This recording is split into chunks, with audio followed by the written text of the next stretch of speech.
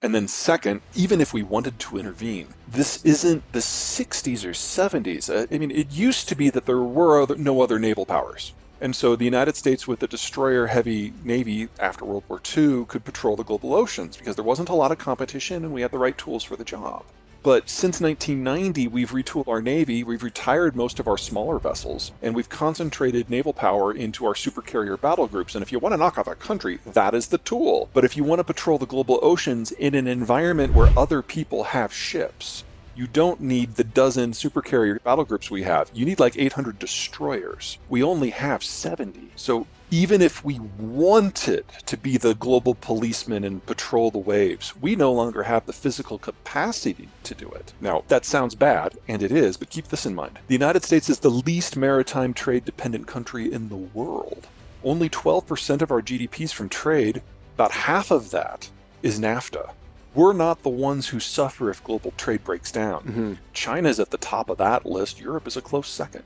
China utterly lacks the naval capacity to project power more than about 1,000 miles from its coast, and it is completely dependent upon resource access and market access in countries that are half a world away. You look at China and you go, oh, they have great access to Russia. You have to go over this huge amount of nothing and tundra to get to what I assume is not really a great market, because the Russian economy before the Ukraine conflict was the size of Italy. So you need a bigger market. You need to get to Europe. You need to get to the United States. You can't do that over land. You need to do it with ships. If China can't really get even around the corner to Vietnam or much further than that, they've got a big, big problem. And the Vietnamese hate them, so yeah. It's not quite that bad. Now, the Chinese currently have 3 aircraft carriers floating. The first one used to be a casino, an actual casino in Ukraine, yeah.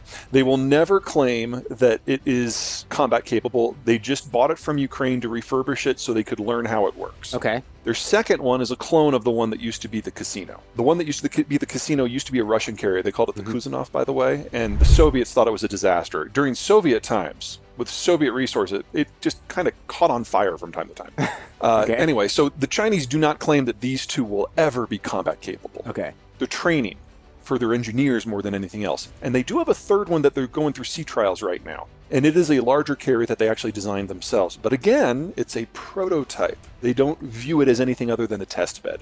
So they might get their first carrier in 2027. Multiple rockets on multiple vehicles, and you got to keep the thing running with a nuclear propulsion system and all that kind of stuff. Old-time European countries had this. The United States seems to be in a good position with this. It's kind of like the opposite of China having water on one side, mountains, tundra, Russia, etc. on the other side, and having to go through Central Asia to get anything done. Well, let's do the comparison here. So you've got the greater Midwest, which is the world's largest single chunk of arable land in the world, high agricultural productivity. Mm-hmm. It's directly overlain by the greater Mississippi system, which is the largest natural transport network in the world. And if you compare a modern superhighway system like the American interstate system to moving things by water, the cost of operation is about 1/12 to do it by water versus land. So we've got the best waterway network on the best bulk production zone. We've got more port potential on just the east coast of the United States than the rest of the world combined. The internal waterway network is bigger than all of the internal waterway networks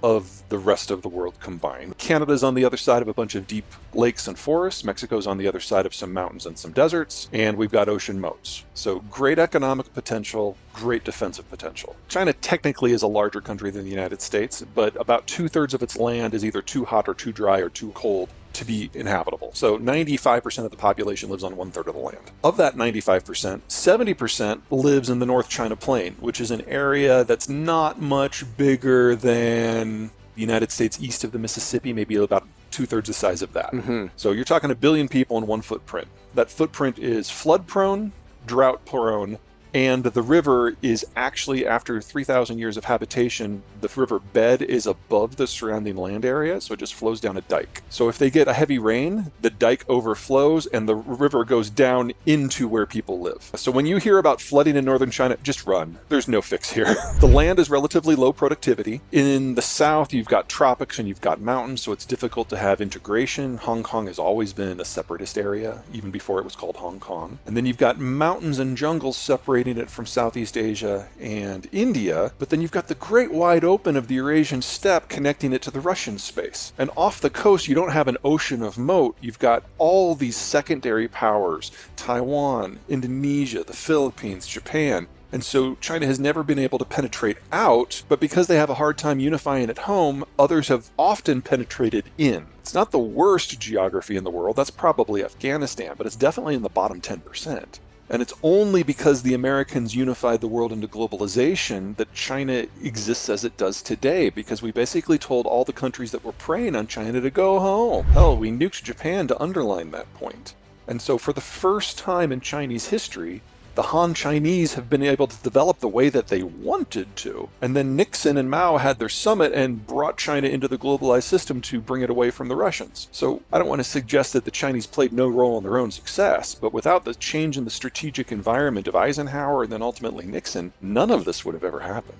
So China's got pretty bad geography, but they also have a demographic collapse issue that seems like worst in the world. I'm going to do a whole show on demographic collapse, so we can just be brief with it and do like a 10,000-foot overview. But this is, you said, the worst demographic collapse in the world. And that, I assume that even includes Russia, which is currently throwing any young man it can get into a war that it's not going to win. It doesn't just include Russia, it includes the Black Death. It's like the worst ever. Part of this is policy. You're familiar with the one-child policy. You do that for 40 years, you start running out of 30-year-olds. That's how math works. But most of it just has to do with development. When the United States started industrializing and urbanizing, we started back in the early 1800s. And so we have had generations to adapt to a more urbanized environment. And so we have this middle step where we went from farms to small towns to big towns to cities, and the cities have suburbs. And so there's always been a degree of elbow room put into the American model, which lowers the opportunity cost of having children. China didn't start to urbanize until 1980, and then they did it all at once. So people in a single generation went from living on a subsistence farm to a high-rise condo.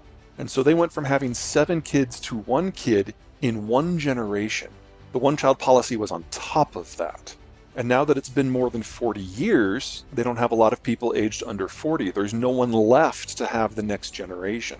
So this was always going to be the last generation for the People's Republic. It was always going to be a 2-generation experience total.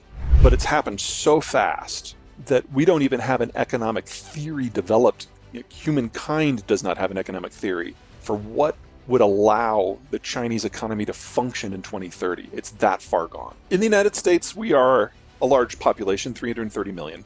In order to round out our younger age groups, we really need to bring in about 2 to 4 million immigrants a year. And we're well under that right now, and that is something that will come back to bite us again and again and again in the decades to come. But we're also a settler society. None of us are actually from here, and so the United States is capable politically of sustaining large volumes of immigration for an extended period of time. Just now is not one of those moments.